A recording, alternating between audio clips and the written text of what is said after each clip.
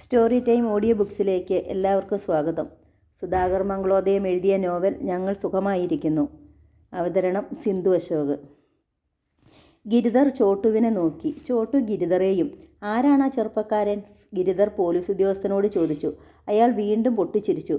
നിങ്ങളോട് ചോദിച്ച ചോദ്യം അത് എന്നോട് തന്നെ മടക്കി ചോദിച്ചത്? നിങ്ങളെ ഞാൻ നിരപരാധിയാക്കുമെന്നാണോ പ്രതീക്ഷിച്ചത്? സത്യത്തിൽ ഗിരി വിക്കി. ഞാൻ ആരെയും കൊന്നിട്ടില്ല. എൻ്റെ കാറിൻ്റെ ഡിക്കിക്കുള്ളിൽ ഞാൻ അറിയാതെ ഇങ്ങനെയൊരു സാധനം ഉണ്ടായിരുന്നുമില്ല. അതെങ്ങനെ വന്നുവെന്ന് എനിക്ക് അറിയുകയുമില്ല. സത്യമാണ് ഞാൻ പറയുന്നത്. TV പാക്കറ്റിനുള്ളിൽ ഒടിച്ചുമടക്കി മൃതദേഹം പാക്ക് ചെയ്തിരിക്കുന്നുവെന്ന്. ഞാൻ എന്താ പറയുക? എൻ്റെ സ്നേഹിതൻ ഈ ഇരിക്കുന്ന ചോട്ടു പറഞ്ഞപ്പോഴാണ് ഞാൻ ഈ വിവരം അറിയുന്നത് തന്നെ. മിസ്റ്റർ ഗിരിധർ, പോലീസ് ഉദ്യോഗസ്ഥൻ പുഞ്ചിരിച്ചു. ആ ആക്സിഡൻറ്റ് സംഭവിച്ചില്ലായിരുന്നെങ്കിൽ നിങ്ങൾ ആ മൃതദേഹം എവിടെയെങ്കിലും സുരക്ഷിത സ്ഥാനത്ത് കൊണ്ടുപോയി തള്ളുമായിരുന്നു. അജ്ഞാതനായ ആ ചെറുപ്പക്കാരൻ്റെ അന്ത്യം എങ്ങനെ സംഭവിച്ചുവെന്ന് ഒരു കുഞ്ഞും അറിയുകയുമില്ലായിരുന്നു.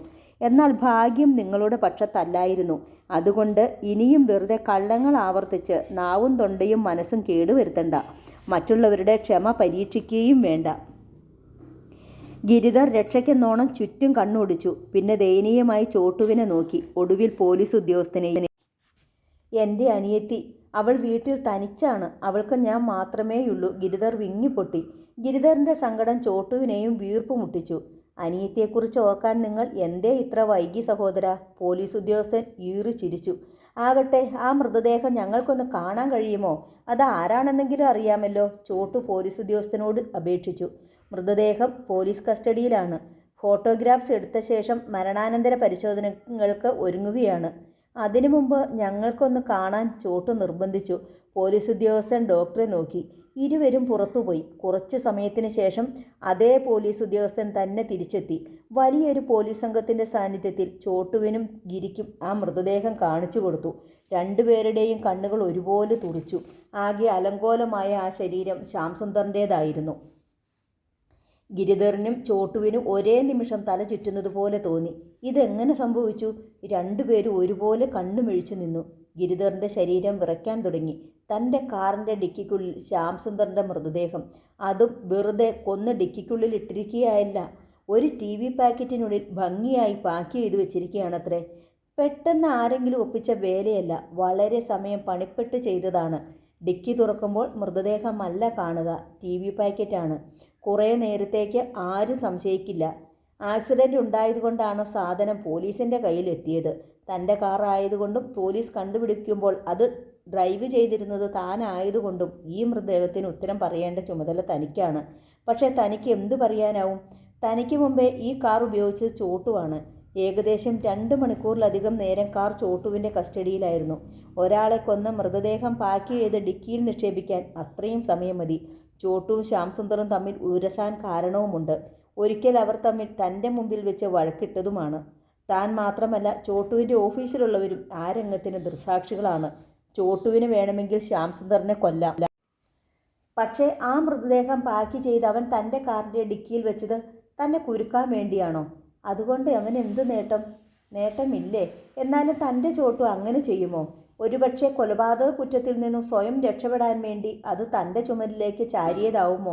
എങ്കിൽ ചോട്ടുവിന് തന്നോടത് തുറന്നു പറയാമായിരുന്നു. അവന് വേണ്ടി കഴിവിലേറാൻ പോലും തയ്യാറുള്ളവനാണല്ലോ താൻ. വിശേഷിച്ചും അവൻ തൻ്റെ അമ്മുക്കുട്ടിയമ്മയുടെ പ്രതീക്ഷയായി മാറിയ സ്ഥിതിക്ക്. ചോട്ടു തന്നെ ചതിക്കാനാണോ ഒരുങ്ങുന്നത്? ഗിരിധർ ചോട്ടുവിൻ്റെ നേർക്ക് തിരിഞ്ഞു. ചോട്ടുവിൻ്റെ കണ്ണുകളിലേക്ക് നോക്കി. ചോട്ടുവിൻ്റെ ഹൃദയവും ഒരു വിസ്ഫോടനാവസ്ഥയിലായിരുന്നു. ഒന്നും അറിയില്ല എന്ന മട്ടിലാണല്ലോ ഗിരിധർ നിൽക്കുന്നത്. അത് സത്യമാണോ? ശ്യാംസുന്ദറിനെ കാണാനെന്ന് പറഞ്ഞാണ് ഗിരിധർ കാറും എടുത്തു പോയത്. എന്നിട്ട് അവൻ ശ്യാംസുന്ദറിനെ കണ്ടില്ല എന്നാണ് പറയുന്നത്. അതെങ്ങനെ വിശ്വസിക്കും? ഗിരിധർ പറയുന്നത് സത്യമാണെങ്കിൽ ശ്യാംസുന്ദറിൻ്റെ മൃതദേഹം എങ്ങനെ അവൻ്റെ കാറിൻ്റെ ഡിക്കിക്കുള്ളിലെത്തി? ഗിരിധർ കൊണ്ടുപോകുന്നതിന് തൊട്ടു മുമ്പേ ആ കാർ ഉപയോഗിച്ചത് താനാണ്. അതിൻ്റെ പേരിൽ കൊലക്കുറ്റം തൻ്റെ ശിരസിലേറ്റാനാണോ ഗിരിധറുടെ ഭാവം? ശ്യാംസുന്ദറിനെ കൊല്ലാൻ ഗിരിധറിന് ധാരാളം ന്യായങ്ങളുണ്ട്. ശ്യാംസുന്ദറിനെ കാണാൻ വേണ്ടിയാണ് അവൻ കാറും എടുത്ത് പുറപ്പെട്ടതും. എന്നിട്ടും അവൻ ശ്യാംസുന്ദറെ കണ്ടില്ല എന്നാണ് പറയുന്നത്. ശ്യാംസുന്ദറിൻ്റെ മൃതദേഹം അവൻ്റെ കാറിൻ്റെ ഡിക്കിക്കുള്ളിൽ നിന്ന് കിട്ടുകയും ചെയ്തിരിക്കുന്നു. ഗിരിധർ നുണ പറയുകയല്ലേ? അതെ, ശ്യാംസുന്ദറിനെ കൊന്ന് TV പാക്കറ്റിലാക്കി ആരും അറിയാതെ എവിടെയോ കൊണ്ടുപോയി തള്ളാനുള്ള ശ്രമമായിരുന്നു. ആ ആക്സിഡൻറ്റ് അവൻ്റെ പദ്ധതികൾ തകർത്തു. എങ്കിൽ എന്തുകൊണ്ട് അവൻ അത് തുറന്നു പറഞ്ഞില്ല? ജീവൻ കൊടുത്തും അവനെ താൻ രക്ഷിക്കുമായിരുന്നല്ലോ. പോലീസിൻ്റെ വലയത്തിനുള്ളിലായിരുന്നത് കൊണ്ടാണോ? അതുതന്നെയാവാം കാരണം. പോലീസിൻ്റെ സാന്നിധ്യത്തിൽ വെച്ച് അവൻ എങ്ങനെ കുറ്റസമ്മതം ചെയ്യും? രഹസ്യമായി അവൻ തൻ്റെ അടുത്ത് എല്ലാം തുറന്നു പറയും. ജീവൻ കൊടുത്തും അവനെ രക്ഷിക്കാൻ ബാധ്യസ്ഥനുമാണ് ഞാൻ. ഗിരി, ഒന്നുകൊണ്ട് നീ വിഷമിക്കേണ്ട. ചോട്ടു ഗിരിയുടെ ചുമലിൽ തട്ടി. നിനക്ക് ഞാനുണ്ട്. നിന്നെ ഞാൻ രക്ഷിക്കും. ഇന്ന് തന്നെ നിന്നെ ഞാൻ ജാമ്യത്തിലിറക്കും. അത് കേട്ട് ഗിരിധരൻ്റെ മുഖം കനത്തു. എന്തിനാ എന്നെ രക്ഷിക്കുന്നത്? ഞാൻ തെറ്റൊന്നും ചെയ്തിട്ടില്ലല്ലോ. ആരെയും കൊന്നിട്ടുമില്ല. പിന്നെന്തിനാ ജാമ്യം? തൽക്കാലത്തെ പരിതസ്ഥിതിയിൽ പോലീസ് കേൾക്കാനാവും ഗിരിധർ അങ്ങനെ പറയുന്നതെന്ന് ചോട്ടു വിചാരിച്ചു. ഗിരിധരൻ്റെ ബുദ്ധിയിൽ മതിപ്പും തോന്നി. എനിക്കൊന്നും അറിയില്ല. ഞാൻ ആരെയും കൊന്നിട്ടുമില്ല. ഞാൻ തികച്ചും നിരപരാധിയാണ്. ആ പാക്കറ്റ് എങ്ങനെ ഡിക്കിക്കുള്ളിൽ വന്നുവെന്ന് എനിക്കറിയില്ല. ഗിരിധർ ശക്തിയായി നിഷേധിച്ചു. എന്നിട്ടും സാഹചര്യം പ്രതികൂലമായിരുന്നതിനാൽ പോലീസ് അപ്പോൾ തന്നെ ഗിരിധറെ കസ്റ്റഡിയിലെടുത്ത് ലോക്കപ്പിലടിച്ചു. ചോട്ടു നേരെ പോയത് ഗിരിധറിൻ്റെ വീട്ടിലേക്കാണ്, അമ്മുവിനെ കാണാൻ. അമ്മു എല്ലാം അറിഞ്ഞു കഴിഞ്ഞിരുന്നു. ചോട്ടുവേട്ട, എൻ്റെ ഗിരിയേട്ടൻ. കരച്ചിലിനിടയിൽ അത്രയും പറയാനേ അവൾക്ക് കഴിഞ്ഞുള്ളൂ.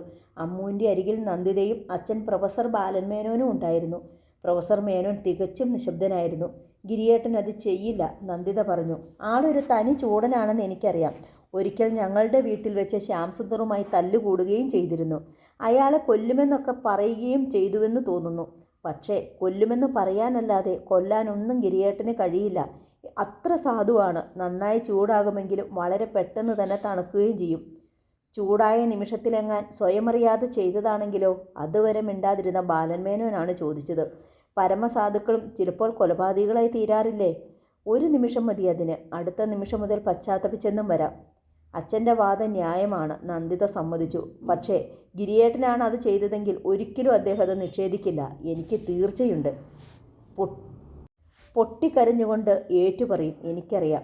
അതോടെ ബാലൻമേനോൻ വീണ്ടും നിശബ്ദനായി. എങ്കിൽ പിന്നെ കാറിൻ്റെ ഡിക്കിക്കുള്ളിൽ ആ മൃതദേഹം വന്നുപെട്ടതെങ്ങനെ?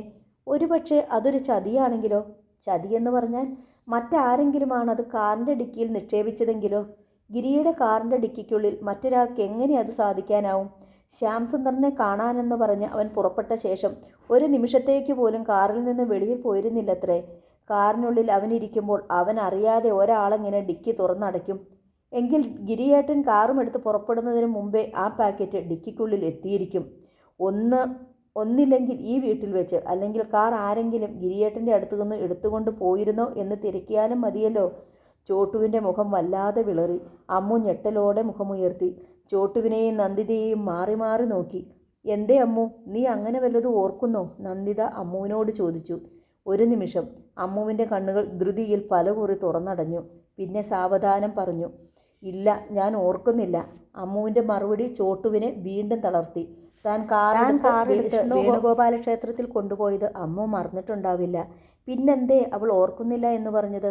തന്നിലുള്ള അതിരുകടന്ന വിശ്വാസം കൊണ്ടാണോ? അതോ വിശ്വാസരാഹിത്യം കൊണ്ടോ? എന്തായാലും തൻ്റെ രക്ഷ അവൾ ആഗ്രഹിക്കുന്നു. തന്നെ ഈ കേസിൽ കൊടുക്കരുതെന്ന് അവൾ വിചാരിക്കുന്നു. സ്വന്തം ഏട്ടനേക്കാൾ അധികം മൂല്യം അവൾ തനിക്ക് കൽപ്പിച്ചിട്ടുണ്ടോ? എൻ്റെ ഗിരിയേട്ടൻ എന്ന് മാത്രമാണ് അവൾ കരയുന്നത്.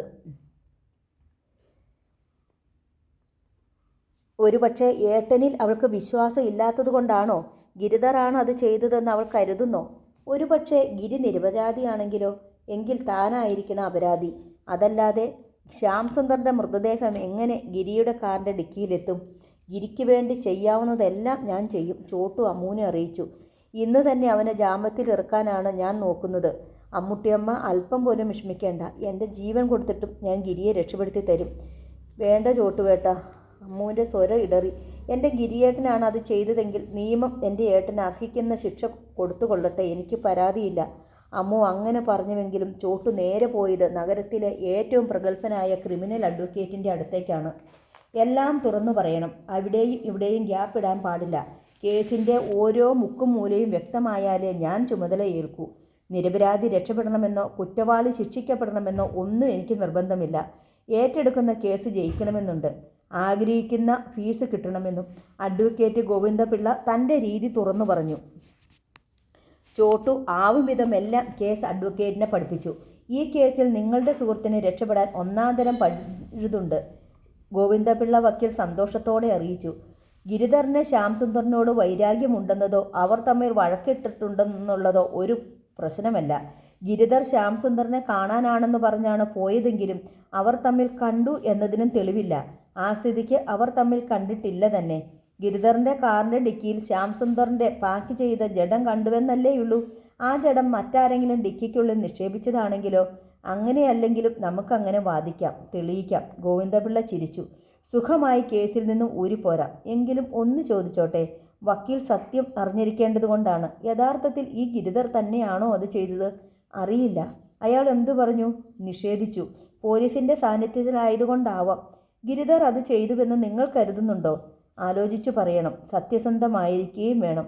അത് ചെയ്യാനുള്ള കാരണം ഗിരിധറിനുണ്ട്. ഗുഡ്. കാരണമുണ്ടെങ്കിലും ചെയ്യണമെന്നില്ലല്ലോ. ഇനി അടുത്തത്, ഗിരിധറിൻ്റെ കാറിൻ്റെ ഡിക്കിയിൽ കണ്ട മൃതദേഹം മറ്റാരെങ്കിലും നിക്ഷേപിച്ചതാണെന്ന് വരുത്താൻ ഏതെല്ലാം പഴുതുകളുണ്ട്? ചോട്ടുവിൻ്റെ മുഖത്ത് സംഭ്രമം പ്രകടമായി. അതായത് ഗിരിധർ ആ വണ്ടിയുമായി പുറത്തു പോകുന്നതിന് മുമ്പ് മറ്റാരെങ്കിലും അത് ഉപയോഗിച്ചിരുന്നോ? ഒരു ഡ്രൈവർ ഉണ്ടായിരുന്നാലും മതി. ഗിരിധറിൽ കേന്ദ്രീകരിച്ചിരിക്കുന്ന സംശയം തകരണം, അതേ വേണ്ടു. ആരെങ്കിലും ആ കാറൊന്ന് വാങ്ങി വെറുതെ ഒന്ന് കറങ്ങാൻ പോയാലും മതി. ചോട്ടുവിൻ്റെ മുഖം വല്ലാതായി. ഉവ്വ്, ആ കാറുമായി ഞാൻ വേണുഗോപാല ക്ഷേത്രം വരെ പോയിരുന്നു. ഉവ്വോ? ഗോവിന്ദപിള്ളയുടെ ചുണ്ടിൽ ചിരി വിടർന്നു. എങ്കിൽ ആ മൃതദേഹം പാക്ക് ചെയ്ത് കാറിൻ്റെ ഡിക്കിയിൽ വെച്ചത് നിങ്ങളാണെന്നും സമർത്ഥിക്കാനാവും. കേസ് ഇവിടെ വഴിത്തിരിഞ്ഞേക്കാം. ഗിരിധരെ രക്ഷിക്കാൻ നിങ്ങൾക്കാവുമ്പോൾ സ്വയം രക്ഷിക്കാൻ കഴിയാതെ വന്നാലോ? ചോട്ടുവിൻ്റെ മുഖം രക്തശൂന്യമായി. ആകട്ടെ, ഒന്ന് ചോദിക്കട്ടെ, യഥാർത്ഥത്തിൽ നിങ്ങൾ തന്നെയാണോ അത് ചെയ്തത്? സർ, ചോട്ടുവിൻ്റെ മുഖം കറുത്തു. പറഞ്ഞിടത്തോളം വെച്ച് നിങ്ങൾക്കത് ചെയ്യാൻ കാരണമുണ്ടല്ലോ. ഗിരിധർ കൊലക്കുറ്റത്തിന് ജയിലിലായാൽ ശ്രീലക്ഷ്മി ഫൈനാൻസിയേഴ്സ് നിങ്ങളുടേതു മാത്രമാവും.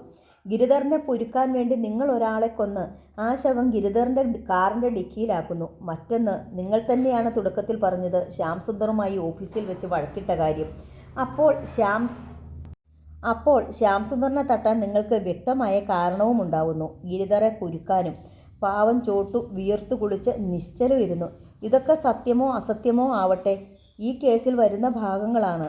അവയൊന്നും നിങ്ങളെ ബാധിക്കാതെ ഞാൻ സൂക്ഷിച്ചു കൊള്ളാം. എൻ്റെ ക്ലയൻസിൻ്റെ രക്ഷയാണ് എൻ്റെ ലക്ഷ്യം.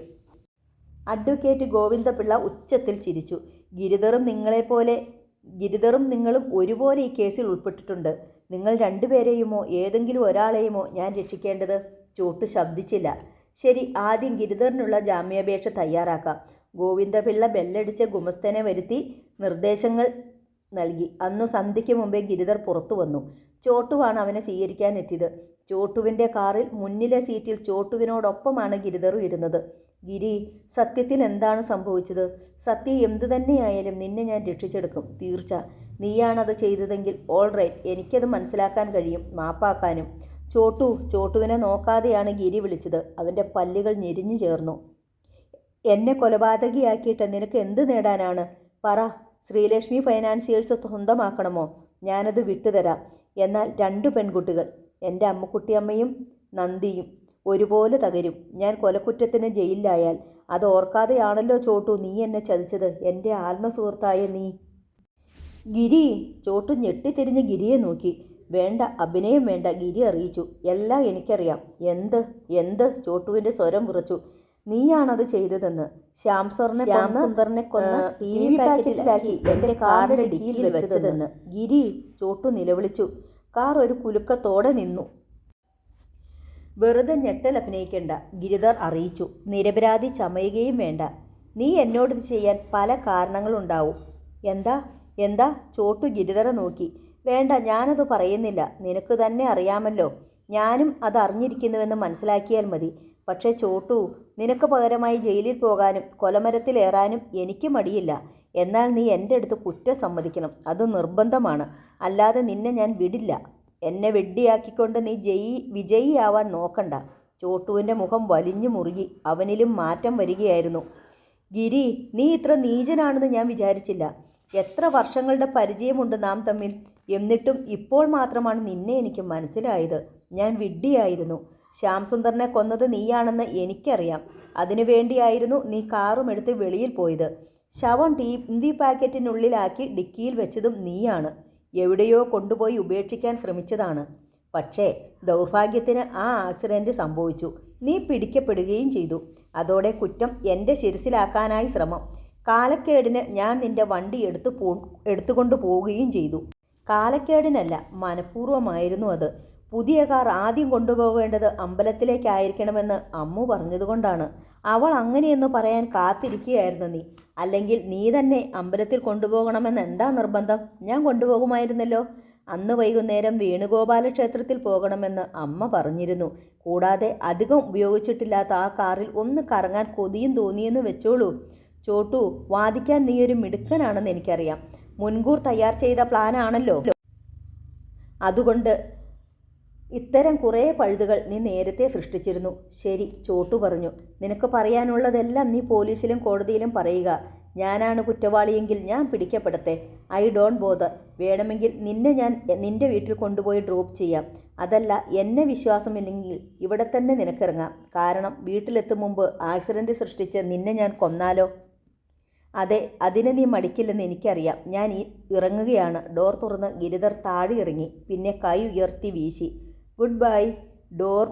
റോഡ് മുറിച്ചു കടന്ന് ഗിരിധർ അപ്പുറത്തേക്ക് നടന്നു. ചോട്ടുവിൻ്റെ കണ്ണു നിറഞ്ഞു. അങ്ങേയറ്റം ശക്തമെന്നും ഒരിക്കലും തകരില്ലെന്നും കരുതിയിരുന്ന ഒരു ബന്ധം മുറിയുകയാണ്. തങ്ങൾ പിരിയുകയാണ്. ഗിരി മാത്രമല്ല, അമ്മുവും. ചോട്ടുവിൻ്റെ നെഞ്ച് നീറി. അമ്മുവിൻ്റെ മുഖവും രൂപവും അവൻ്റെ കണ്ണിൻ മുന്നിലെത്തി. കുസൃതിക്കാരിയും ഒപ്പം നിഷ്കളങ്കയുമായ പെൺകുട്ടി. അവളെ ചുറ്റിപ്പറ്റി എന്തെല്ലാം സങ്കല്പങ്ങൾ താൻ തീർത്തു. അമ്മയ്ക്കും ഉണ്ട് ഒരുപാട് സ്വപ്നങ്ങൾ. അമ്മുവിനെ അമ്മയ്ക്ക് ജീവനാണ്.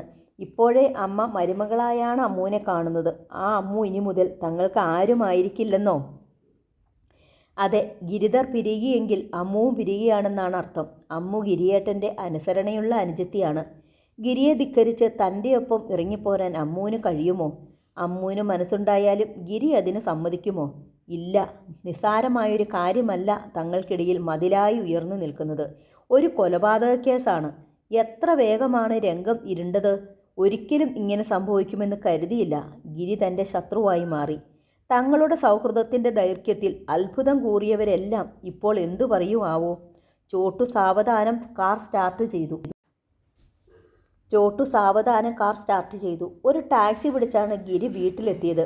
എൻ്റെ ഏട്ടാ എന്ന് വിളിച്ചുകൊണ്ട് അമ്മു ഓടിയെത്തി. ഏട്ടനെ കെട്ടിപ്പിടിച്ചു. മോളെ, ഗിരിക്കും സങ്കടം പൊട്ടി. എൻ്റെ ഏട്ടനല്ല അത് ചെയ്തതെന്ന് എനിക്കറിയാം. എനിക്ക് നന്നായി അറിയാം. ഗിരിയുടെ നെഞ്ചിൽ തലവെച്ച് പൊട്ടിക്കരഞ്ഞുകൊണ്ടാണ് അമ്മു പറഞ്ഞത്. നിനക്കെങ്കിലും അങ്ങനെ ഉറപ്പുണ്ടെങ്കിൽ അത് മതി മോളെ എനിക്ക്. ഗിരി അനിയത്തിയുടെ ശിരസിലൂടെ കൈയോടിച്ചു. എനിക്ക് മാത്രമല്ല, എല്ലാവർക്കും ഉറപ്പുണ്ട്. ഈ വിവരം കേട്ട ഉടൻ നന്ദി പറഞ്ഞായിരുന്നു. പെട്ടെന്ന് അവൾ ഗിരിയെ വിട്ടകുന്നു. നോക്കൂ ഏട്ടാ, ഏട്ടൻ വന്ന വിവരം ഞാനന്ന് നന്ദിതയെ അറിയിക്കട്ടെ. പാവം, വിവരം അറിയാൻ കാത്തിരിക്കുകയാണ്. അമ്മു ഫോണിനരികിലേക്ക് ഓടി. ധൃതിയിൽ അവൾ ഡയൽ ചെയ്തു. നന്ദിത തന്നെയായിരുന്നു ഫോൺ എടുത്തത്. നന്ദി, ഏട്ടന് ജാമ്യം കിട്ടി. വന്നുവോ? നന്ദിതയ്ക്ക് ഉൾക്കണ്ട, ഇതാ എത്തിയതേയുള്ളൂ. എങ്കിൽ ഞാൻ ഇതാ വരുന്നു. നന്ദിത ഫോൺ വെച്ചു. എന്തേ നന്ദി പറഞ്ഞത്? ഗിരിധർ അമ്മുവിനോട് ചോദിച്ചു. നന്ദി ഇതാ വരുന്നെന്ന്. അവൾ വരണ്ടായിരുന്നു. എനിക്കിപ്പോൾ ആരെയും അഭിമുഖീകരിക്കാനുള്ള ധൈര്യമില്ല. ഏട്ടൻ ഒരു തെറ്റും ചെയ്തിട്ടില്ലല്ലോ, പിന്നെന്താ? എന്നാലും വലിയൊരു നാണക്കേട്. വല്ലാതെ തകർന്നിരിക്കുകയാണ് ഞാൻ. വിഷമിക്കാനൊന്നുമില്ല ഏട്ടാ. വലിയ വലിയ രാഷ്ട്രീയ നേതാക്കൾക്കും സിനിമാ താരങ്ങൾക്കുമൊക്കെ എന്തെല്ലാം ആരോപണങ്ങൾ കേൾക്കേണ്ടി വരാറുണ്ട്. കുറേ കഴിയുമ്പോൾ അവർ അതിലെല്ലാം നിന്ന് ഊരിപ്പോരും.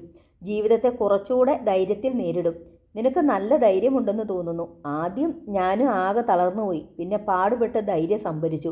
എൻ്റെ ഏട്ടൻ അപകടത്തിലായാൽ ഞാനല്ലേ ഉള്ളൂ ഒരു സഹായത്തിന്. ഞാൻ തളരാൻ പാടില്ല എന്നെനിക്ക് മനസ്സിലായി. എൻ്റെ ഏട്ടൻ്റെ രക്ഷയെക്കുറിച്ച് മാത്രമാണ് പിന്നീട് ഞാൻ ചിന്തിച്ചത്. ഞാനൊരു അഡ്വക്കേറ്റിൻ്റെ സഹായം തേടാൻ പോവുകയാണ്. എനിക്ക് ജാമ്യം വാങ്ങിത്തന്ന അഡ്വക്കേറ്റിനെ തന്നെ സമീപിച്ചാലോ എന്നാണ് ആലോചന. ആൾ സമർത്ഥനാണ്. അതിനു മുമ്പ് നമ്മുടെ ബന്ധുക്കളിൽ ആരെയെങ്കിലുമൊക്കെ അറിയിച്ചാലോ? ഇത്തരമൊരവസ്ഥയിൽ സഹായിക്കാൻ പറ്റുന്ന പലരും നമുക്കുണ്ടല്ലോ ഏട്ടാ. അറിയിക്കേണ്ട ആവശ്യമില്ലല്ലോ. പത്രങ്ങളിലൂടെ എല്ലാവരും വിവരം അറിഞ്ഞു കാണുമല്ലോ. എന്നിട്ട് ഒരാളെങ്കിലും തിരിഞ്ഞു നോക്കിയോ? അമ്മുവിൻ്റെ മുഖം കുനിഞ്ഞു. നമുക്ക് നമ്മൾ മാത്രമേയുള്ളൂ മോളെ. ഗിരി അനുജത്തിയുടെ ചുമലിൽ ആപത്ത് വരുമ്പോൾ ദൈവവും നമ്മുടെ നിഴലും മാത്രമേ നമ്മോടൊപ്പം ഉണ്ടാവൂ എന്ന് ഞാൻ പഠിച്ചു കഴിഞ്ഞു. ഏതായാലും നന്ദിത നമ്മുടെ ഒപ്പമുണ്ടാവും. അതുകൊണ്ട് ബാലമ്മാമയും പിന്നെ ചോട്ടുവേട്ടൻ. അമ്മു! ഗിരിയുടെ ശബ്ദം ഉയർന്നു. അമ്മു ഞെട്ടലോടെ മുഖമുയർത്തി. ഓ, ചോട്ടു എന്ന പേര് നീ ഇനി ശബ്ദിക്കാൻ പാടില്ല. നമ്മുടെ ജീവിതത്തിൽ ഇനി അവനില്ല. ഏട്ടാ! അമ്പരപ്പോടെ അവൾ ഏട്ടനെ നോക്കി. ഗിരിയുടെ മുഖഭാവം അവളെ പരിഭ്രാന്തയാക്കി. ഒപ്പം എവിടെയോ എന്തോ തകർന്നു വീഴുന്നതായും അവൾക്ക് തോന്നി. ഏട്ടൻ പറയുന്നത് എനിക്ക് മനസ്സിലാവുന്നില്ല. അമ്മു വിക്കി. ചോട്ടുവേട്ടനല്ലേ ഏട്ടനെ ജാമ്യത്തിലിറക്കിയത്? അത് അവൻ്റെ ചതിയാ ഞാൻ അറിയാതിരിക്കാൻ. ചതിയോ? അതെ, ആർക്കും ആരെയും എപ്പോഴും ചതിക്കാനാവുമെന്ന് എനിക്ക് ബോധ്യമായി. ഈ ലോകത്തോടുള്ള വിശ്വാസം തന്നെ എനിക്ക് നഷ്ടമായി. എനിക്കൊന്നും മനസ്സിലാവുന്നില്ലല്ലോ ഏട്ടാ. നിനക്ക് ഓർമ്മയുണ്ടോ അന്ന് ഞാൻ കാറുമെടുത്ത് വെളിയിൽ പോകുന്നതിന് തൊട്ടു മുമ്പേ അത് ചോട്ടുവിൻ്റെ കസ്റ്റഡിയിലായിരുന്നു. അമ്പലത്തിൽ കൊണ്ടുപോകാനെന്ന് പറഞ്ഞ് അവൻ തന്നെയാണ് കാർ എടുത്തുകൊണ്ട് പോയത്. അതിൻ്റെ താക്കോൽ പൂജിക്കാനായിരുന്നല്ലോ അത്, അമ്മു പറഞ്ഞു. അവൻ പറഞ്ഞു. നമ്മൾ വിശ്വസിച്ചു. അവൻ കൊണ്ടുവന്നതിന് പുറകെയാണ് ആ കാറുമെടുത്ത് ഞാൻ ശ്യാംസുന്ദറെ കാണാൻ പോയത്. ഞാൻ ശ്യാംസുന്ദറെ കണ്ടില്ല എന്ന സത്യം എനിക്കും ദൈവത്തിനും മാത്രമേ അറിയൂ. എനിക്കും അറിയാം. ഏട്ടൻ പറഞ്ഞാൽ എനിക്ക് വിശ്വാസമാണ്. അമ്മുവിൻ്റെ സ്വരം ഇടറി. എന്നാൽ കേട്ടോ, ആ കാറിൽ നിന്നുമാണ് ശ്യാംസുന്ദറിൻ്റെ ശവം കിട്ടിയത്. ഞാനറിയാതെ എങ്ങനെ ഡിക്കിക്കുള്ളിൽ അത് വന്നു? ചോട്ട് കാറ് മറ്റാരെയും ഏൽപ്പിച്ചില്ല, മറ്റൊരിടത്തും കൊണ്ടുപോയിട്ടുമില്ല. അപകടം സംഭവിക്കും വരെ ഞാൻ ആ കാറിനുള്ളിൽ നിന്നും പുറത്തു പോയില്ല. ശ്യാംസുന്ദറിൻ്റെ ലോഡ്ജിൽ അല്പനേരം കാത്തുകിടന്നുവെന്നത് നേര്. അപ്പോഴും ഞാൻ കാറിനുള്ളിൽ തന്നെ ഉണ്ടായിരുന്നു, നല്ല ബോധത്തോടെ, ജാഗ്രതയോടെ. ഞാനറിയാതെ ആരും അപ്പോൾ ഡിക്കി തുറന്നടച്ചിട്ടുണ്ടാവില്ല. എങ്കിൽ എപ്പോഴായിരിക്കും ആ ശവം ഡിക്കിക്കുള്ളിൽ വന്നത്? അമ്മുവിൽ ഒരു നടുക്കമുണ്ടായി. അവളുടെ കണ്ണുകൾ വിടർന്നു വിങ്ങി. ചോട്ടുവേട്ടൻ അങ്ങനെ ചെയ്യുമോ? അമ്മുവിന് കരച്ചിൽ വന്നു. ചോട്ടുവേട്ടനോ? ഇനി നീ അവനെ അങ്ങനെ വിളിക്കാനേ പാടില്ല. നിനക്കറിയോ, എന്നെപ്പോലെ തന്നെ ശ്യാംസുന്ദറുമായി ഏറ്റുമുട്ടാനുള്ള കാരണം ചോട്ടുവിനുമുണ്ട്. അവനൊരിക്കൽ അവൻ്റെ ഓഫീസിൽ വെച്ച് ശ്യാംസുന്ദറുമായി തല്ലുകൂടിയതുമാണ്. ശ്യാംസുന്ദറിനെ കൊന്നുകളയുമെന്ന് പോലും അവൻ പറഞ്ഞിരുന്നു. അമ്മു ശബ്ദിക്കാനാവാതെ നിന്നു. ശ്യാംസുന്ദറിനെ കാണാനാണ് പോകുന്നതെന്ന് പരസ്യമായി പറഞ്ഞിട്ടാണ് ഞാൻ കാറുമെടുത്തു പോയത്. അവനെ കണ്ടിരുന്നെങ്കിൽ അത് തുറന്നു പറയാനുള്ള തൻ്റെ ഇടവും എനിക്കുണ്ട്. എന്നാൽ ശ്യാംസുന്ദറിനെ മടക്കിയൊടിച്ച് ഒരു TV പാക്കറ്റിനുള്ളിലാക്കി എൻ്റെ കാറിൻ്റെ ഡിക്കിക്കുള്ളിൽ വെച്ചിരുന്ന ആ ചതിയൻ അതേക്കുറിച്ച് ഒരക്ഷരവും പറഞ്ഞിരുന്നില്ല. നേരിയ പരിഭ്രമം പോലും അവൻ്റെ മുഖത്ത് കണ്ടിരുന്നില്ല. ഭയങ്കരൻ. എന്തും ചെയ്യാൻ മടിയില്ലാത്തവനാണ് അവൻ. ഇല്ല, അവനുമായി നമ്മൾക്ക് ഒരു ബന്ധവുമില്ല. ഇനി നമ്മുടെ ശത്രുവാണവൻ. ഭാഗ്യത്തിനാണ് ഇതിപ്പോൾ സംഭവിച്ചത്. ഇല്ലായിരുന്നെങ്കിൽ നിന്നെ ആ പിശാചിന് ഞാൻ വിവാഹം ചെയ്തു കൊടുക്കുമായിരുന്നു. എങ്കിൽ നിന്നെ കൊന്നു ബാക്കി ചെയ്യാൻ പോലും അവൻ മടിക്കില്ലായിരുന്നു. അപ്പോഴും അമ്മു ശബ്ദിച്ചില്ല. വല്ലാത്തൊരു വീർപ്പുമുട്ടലിലായിരുന്നു അവൾ. ശ്യാംസുന്ദറിനെ അവൻ കൊന്നതിലല്ല എനിക്ക് വിഷമം, ഗിരിധർ തുടർന്നു. ശ്യാംസുന്ദർ എന്ന മൃഗത്തെ ആരും കൊന്നുപോകും. പക്ഷേ അവൻ എന്നോടത് തുറന്നു പറഞ്ഞിരുന്നെങ്കിൽ അവന് പകരം കഴിവിലേറാൻ സന്തോഷത്തോടെ ഞാൻ തയ്യാറാകുമായിരുന്നു. പക്ഷേ അവൻ ചെയ്തത് അവന് പറ്റിയ കൈപ്പിഴ എൻ്റെ ചുമലിലേറ്റി തന്ത്രപൂർവ്വം കൈ കഴുകാനാണ്. അതാണ് എനിക്ക് സഹിക്കാത്തത്. ശ്യാംസുന്ദറിനെ വധിച്ച വിവരം അവൻ എന്നോട് പറഞ്ഞിരുന്നെങ്കിൽ സാരമില്ല. പക്ഷേ അവൻ ആ മൃതദേഹം എന്തിനായി എൻ്റെ കാറിൻ്റെ ഡിക്കിക്കുള്ളിൽ വെച്ചു? അവനത് മറ്റെവിടെയെങ്കിലും കൊണ്ടുപോയി തള്ളാമായിരുന്നല്ലോ. അപ്പോൾ അവൻ്റെ ഉദ്ദേശം ശ്യാംസുന്ദറിനെ കൊല്ലുക മാത്രമല്ല, എന്നെ കൊലപാതകിയാക്കി ജയിലിൽ അടയ്ക്കുകയുമായിരുന്നു. വളരെ ഭംഗിയായി അവനത് ചെയ്തു. ആളുകളുടെ ദൃഷ്ടിയിൽ ശ്യാംസുന്ദറിനെ കൊല്ലാൻ എനിക്ക് ന്യായവുമുണ്ടല്ലോ. ഞാനും അങ്ങനെയൊരു വീമ്പ് പറഞ്ഞിട്ടുണ്ട്. ചോട്ടുവാണ് ഇത് ചെയ്തതെന്ന് ഞാൻ അറിയാതിരിക്കാൻ എനിക്ക് വേണ്ടി അവൻ ജാമ്യക്കാരനായി. ആപത്തിൽ കൈവെടിയാത്ത ഉറ്റമിത്രമായി എൻ്റെ ഒപ്പം നിന്നു. ഏട്ടനോട് ഇത്തരം ഒരു ചതി ചെയ്തിട്ട് ചോട്ടുവേട്ടന് എന്താണൊരു നേട്ടം? പിന്നെയും ചോട്ടുവേട്ടൻ. നീ ഇനി ആ പേര് പറയുന്നത് എനിക്കിഷ്ടമല്ല. അമ്മുവിൻ്റെ മുഖം വീണ്ടും താണു. അമ്മു, നിനക്ക് ബുദ്ധിയുണ്ടെങ്കിൽ ആലോചിച്ച് നോക്ക്. ഞാൻ കൊലപാതക കുറ്റത്തിനകത്തായാൽ ശ്രീലക്ഷ്മി ഫൈനാൻസിയേഴ്സ് പിന്നെ അവൻ്റേതു മാത്രമാവും. നീയാണെങ്കിൽ അനാഥയുമാവും. നിന്റെ കാര്യത്തിൽ പിന്നീട് അവന് എന്തുമാവാം. ചീത്തപ്പേരുണ്ടാക്കി ഉപേക്ഷിക്കാം, അല്ലെങ്കിൽ അടിമയാക്കി കാൽച്ചുവെട്ടിലിടാം. ഇതുവരെ നമ്മൾ പരിചയപ്പെട്ട ആ മനുഷ്യന് ഇതൊക്കെ കഴിയുമെന്ന് എങ്ങനെ വിശ്വസിക്കുവേട്ടാ? ശ്യാംസുന്ദറിനെ കണ്ടാൽ അയാൾ യഥാർത്ഥത്തിൽ ആരാണെന്ന കാര്യം തിരിച്ചറിയാൻ കഴിയുമോ? ഇല്ലല്ലോ. അതാണ് ഭയങ്കരന്മാരുടെ ലക്ഷണം. ചെറിയ ദുഷ്ടന്മാരെ കണ്ടാലേ നമുക്ക് പെട്ടെന്ന് തിരിച്ചറിയാൻ കഴിയൂ. അതിഭയങ്കരന്മാരെ കണ്ടാൽ എപ്പോഴും പരമയോഗ്യന്മാരായേ തോന്നൂ. അമ്മു വീണ്ടും മൗനത്തിൽ വീണു. ഏതായാലും സാരമില്ല. ഞാനവനെ വെറുതെ വിടുന്ന പ്രശ്നമേയില്ല. കിട്ടാവുന്നതിൽ വെച്ച് ഏറ്റവും മിടുക്കനായ വക്കീലിനെയാണ് ഞാൻ തിരയുന്നത്. എൻ്റെ കാറിൻ്റെ ഡിക്കിക്കുള്ളിൽ മറ്റാരുമായിരിക്കില്ല അത് നിക്ഷേപിച്ചത്. വേണുഗോപാല ക്ഷേത്രത്തിൽ വെച്ച് കാറിൻ്റെ ഡിക്കി തുറന്ന് മറ്റാരെങ്കിലുമാണ് അത് നിക്ഷേപിച്ചതെങ്കിലോ? പെട്ടെന്ന് അമ്മു ചോദിച്ചു. അങ്ങനെയും ഒരു ചാൻസ് ഉണ്ടല്ലോ. കാർ ക്ഷേത്രവളപ്പിന് വെളിയിൽ ഇട്ടിട്ടാവുമല്ലോ കയറിയിരിക്കുക. അമ്മ കൂടെയുള്ളതുകൊണ്ട് അമ്പലത്തിലുള്ളവർ അമ്പലത്തിനുള്ളിൽ വളരെ സമയം ചെലവിട്ട് കാണും. അമ്മു, നിനക്ക് ചോട്ടുവിലാണോ അധിക വിശ്വാസം? ഏട്ടാ, അവൾ കരഞ്ഞുപോയി. നോക്ക്, വേണുഗോപാല ക്ഷേത്രം അത്ര വിജനമൊന്നുമല്ല, പ്രത്യേകിച്ചും പൂജാസമയത്ത്. അവിടെ വെച്ച് മറ്റൊരാളുടെ കാറിൻ്റെ ഡിക്കി തുറന്ന് ഒരുവിന് ഈ പണി ചെയ്യാൻ കഴിയില്ല. പെട്ടെന്നാണ് പുറത്ത് ഒരു ഓട്ടോ വന്ന് നിന്ന ശബ്ദം കേട്ടത്. 2 നിമിഷം കഴിഞ്ഞപ്പോഴേക്കും നന്ദിത ഓടി മുറിയിലെത്തി. അവൾ കിതച്ചുകൊണ്ട് ഗിരിധറിൻ്റെ മുന്നിൽ വന്ന് നിന്നു. പിന്നെ ഇരു കൈത്തലങ്ങളും കൊണ്ട് മുഖം പൊത്തി ഉറക്കെ ഏങ്ങലടിച്ചു. ഇല്ല നന്ദി, പേടിക്കാനൊന്നുമില്ല. തീർച്ചയായും ഞാൻ ഈ കുരുക്കിൽ നിന്ന് ഊരിപ്പോരും. ഗിരിധർ മെല്ലെ അവളുടെ ചുമലിൽ തൊട്ടു. അമ്മു വന്ന് നന്ദിതയെ കെട്ടിപ്പിടിച്ചു. എവിടെ ബാലമാമ? ബാലമാമ എന്തേ വന്നില്ല? അച്ഛൻ വന്നില്ല. നന്ദിതയുടെ കണ്ടമിടറി. അതെന്തേ? ഗിരിധർ ചോദിച്ചു. നന്ദിത വീണ്ടും ഏങ്ങാൻ തുടങ്ങി. ഞാൻ പോന്നതുപോലും അച്ഛന് ഇഷ്ടമായില്ല. അച്ഛൻ എന്തോ ആകെ മാറിയിരിക്കുന്നു. നന്ദിത വീർപ്പുമുട്ടി.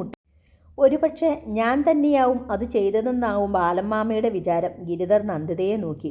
നന്ദിത പെട്ടെന്ന് അമ്മുവിൻ്റെ ചുമലിലേക്ക് വീണ് പൊട്ടിക്കരഞ്ഞു. എനിക്കൊന്നേ അറിയേണ്ടു, നന്ദിതയ്ക്ക് എന്നെ വിശ്വാസമാണോ? ഗിരിധർ ആരാഞ്ഞു. എനിക്ക് എന്നേക്കാൾ ഗിരിയേട്ടന് വിശ്വാസമാണ്. പക്ഷേ നന്ദിത കരച്ചിൽ തുടർന്നു. പക്ഷേ പറഞ്ഞോളൂ, ഗിരി ആവശ്യപ്പെട്ടു. അന്ന് ഞങ്ങളുടെ വീട്ടിൽ വെച്ച് ഗിരിയേട്ടൻ ശ്യാം സുന്ദറിനെ കൊല്ലാനൊരുങ്ങിയത് അച്ഛനും കണ്ടതാണല്ലോ. അതുകൊണ്ട് അച്ഛൻ ഗിരിയേട്ടനെതിരായിരിക്കുന്നു. അപ്പോഴതാ പുറത്ത് ഒരു കാർ വന്നു നിന്ന ശബ്ദം. എല്ലാവരും ഒരുമിച്ച് പുറത്തേക്ക് നോക്കി. അകത്തേക്ക് കയറി വന്നത് ചോട്ടുവിൻ്റെ അമ്മ ലക്ഷ്മി മേനോനാണ്. തൊട്ടു പിന്നിൽ ചോട്ടുവും. ഗിരിധറിൻ്റെ മുഖം കറുത്തു. അവൻ ധൃതിയിൽ അകത്തെ മുറിയിലേക്ക് കയറിപ്പോയി. ചോട്ടുവും അമ്മയും അഭിമാനിതരായി മുഖം കുനിച്ചു നിന്നു. അമ്മുവും നന്ദിതയും ധർമ്മസങ്കടത്തിലുമായി. ഏതാനും നിമിഷങ്ങൾ.